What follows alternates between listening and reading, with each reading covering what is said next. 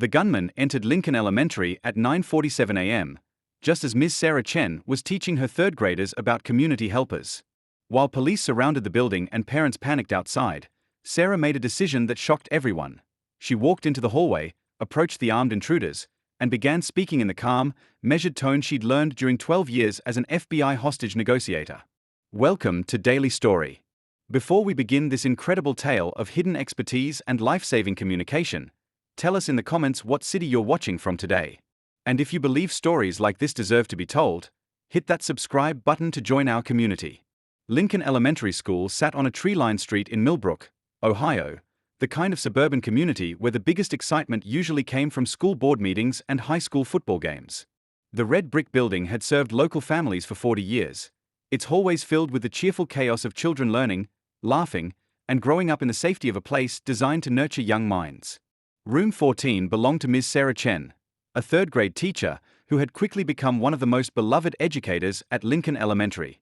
In her 6 years at the school, she had earned a reputation for patience, creativity, and an almost magical ability to connect with children who struggled in traditional classroom settings. Sarah's students adored her because she made learning feel like an adventure. She turned math problems into treasure hunts, transformed history lessons into interactive stories, and somehow managed to make even the most restless 8-year-old feel heard and valued. Parents requested her class specifically because their children came home excited about school, eager to share what Ms. Chen had taught them that day. Her colleagues appreciated Sarah's calm professionalism and her gift for de-escalating conflicts before they became problems. When playground disagreements arose, teachers would often ask Sarah to help mediate, knowing that she could guide children toward resolution with words that somehow made everyone feel understood. She had a voice that could soothe angry parents, encourage struggling students, and maintain classroom discipline without ever raising her voice.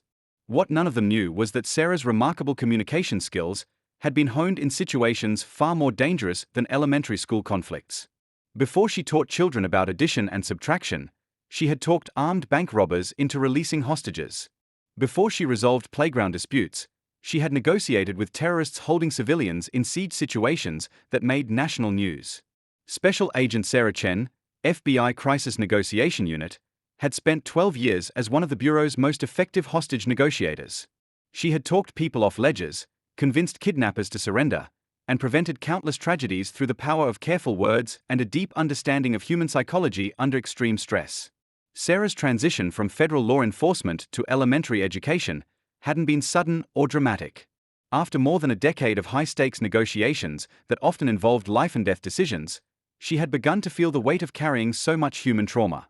She had successfully resolved over 200 crises, saving hundreds of lives, but the emotional toll had slowly accumulated until she realized she needed to find a way to use her skills in an environment focused on growth rather than crisis. Teaching had seemed like a natural evolution. The same communication techniques that worked with desperate criminals could help children learn to express their emotions constructively. The patience required for hostage negotiation translated perfectly to working with 8-year-olds who were still developing their ability to process frustration and disappointment. For 6 years, Sarah had built a peaceful life in Millbrook, living in a small house near the school and finding deep satisfaction in watching children discover their potential. She kept her FBI credentials current, but had never expected to use them again. Her former colleagues occasionally reached out with consulting requests, but Sarah had politely declined, preferring to leave that world behind in favor of finger painting and spelling bees. The morning of March 15th began like any other school day. Sarah arrived at 7:30 a.m. to prepare her classroom for the day's lessons, arranging materials for their unit on community helpers, a unit that focused on teaching children about the people who keep communities safe and functioning. By 9:30 a.m., her 23rd graders were engaged in a discussion about different types of community helpers. They had covered firefighters, police officers, and paramedics, and were working on a creative writing assignment about someone who had helped them when they needed it most. "Ms. Chen," asked Emma, a precocious 8-year-old who always sat in the front row, "what's the most important thing community helpers do?" Sarah smiled, thinking about how to explain complex concepts in terms her students could understand. "The most important thing community helpers do is listen carefully and help people solve problems safely. Sometimes the best way to help someone is just to understand what they need and talk with them about it." She was in the middle of explaining how communication could solve many problems when the school's PA system crackled to life with an announcement that made her blood run cold. Teachers and students, we are implementing Code Red lockdown procedures immediately. This is not a drill. Secure your classrooms and remain silent until further notice. Sarah's mind immediately shifted into the analytical mode that had once made her one of the FBI's most reliable negotiators. Code Red meant active threat inside the building, most likely armed intruders. Her training told her to assess the situation, secure her environment, and gather intelligence while maintaining the safety of those under her protection. Class, we are going to play a special quiet game, Sarah said, her voice maintaining the same calm, reassuring tone she used for all classroom activities. I need everyone to move very quietly to our reading corner and sit down close together. Remember our library voices, whisper quiet. As her students moved to the far corner of the classroom, Sarah quickly locked the door, turned off the lights, and positioned herself where she could see the hallway through the small window in the door. Her FBI training automatically catalogued escape routes, potential weapons, and defensive positions, while her teacher instincts focused on keeping 23 children calm in a situation they couldn't possibly understand. Through the door window, Sarah could see 3 men in the hallway near the principal's office. They wore dark clothing and carried what appeared to be semi-automatic weapons. One was holding Principal Martinez at gunpoint, while the other 2 moved systematically down the hallway, checking classroom doors. Sarah's negotiator training kicked in automatically. She assessed the situation: multiple armed subjects, unknown motivation, civilians in immediate danger, law enforcement response time unknown. Her experience told her these weren't random school shooters. Their movement patterns and coordination suggested planning and specific objectives. She pulled out her phone and sent a text message to a number she had hoped never to use again. Agent Chen, Lincoln Elementary, Millbrook OH. Multiple armed subjects. Hostage situation in progress.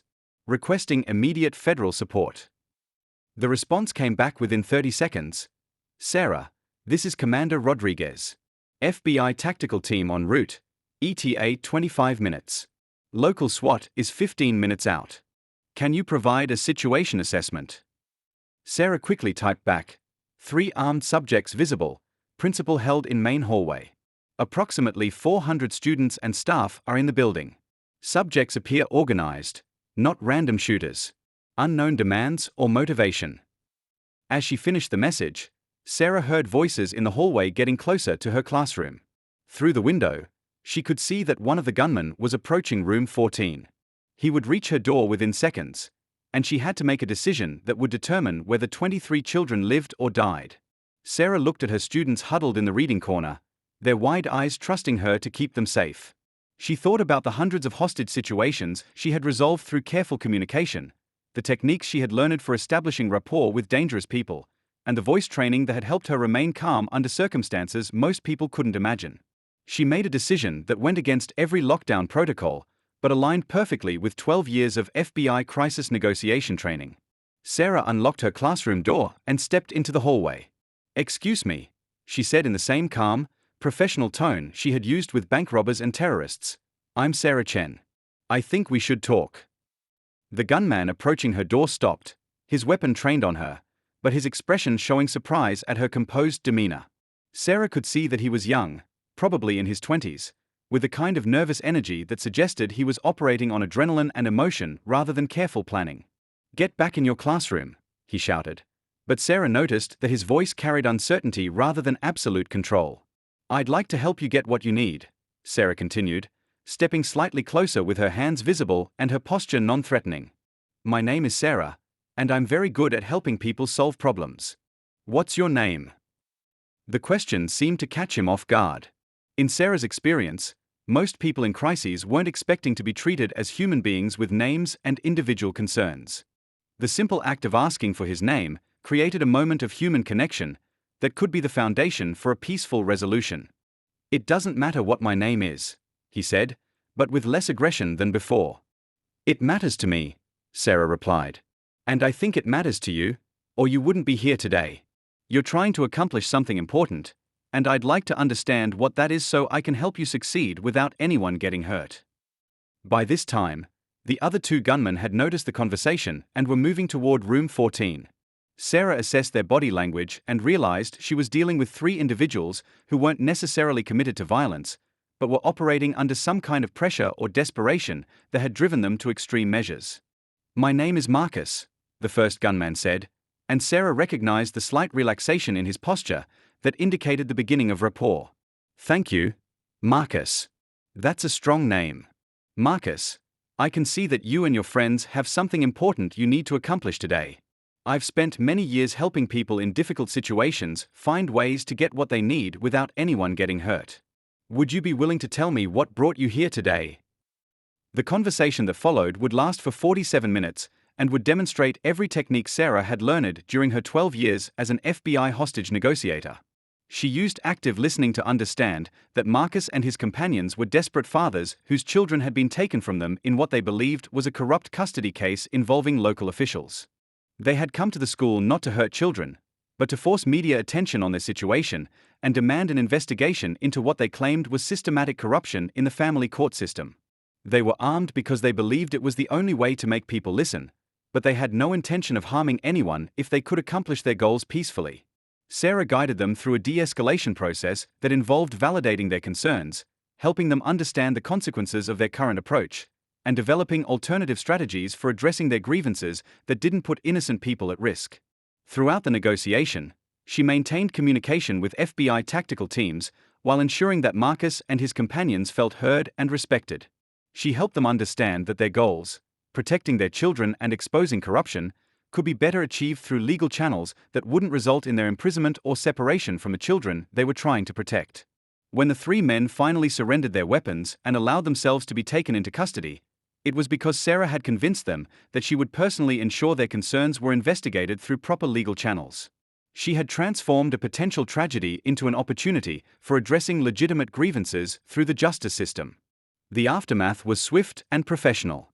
FBI crisis intervention specialists worked with the children and staff to process the trauma, while investigators began examining the claims that had driven Marcus and his companions to such desperate measures. Sarah provided detailed debriefing information that helped federal prosecutors understand the motivations behind the incident and develop appropriate responses.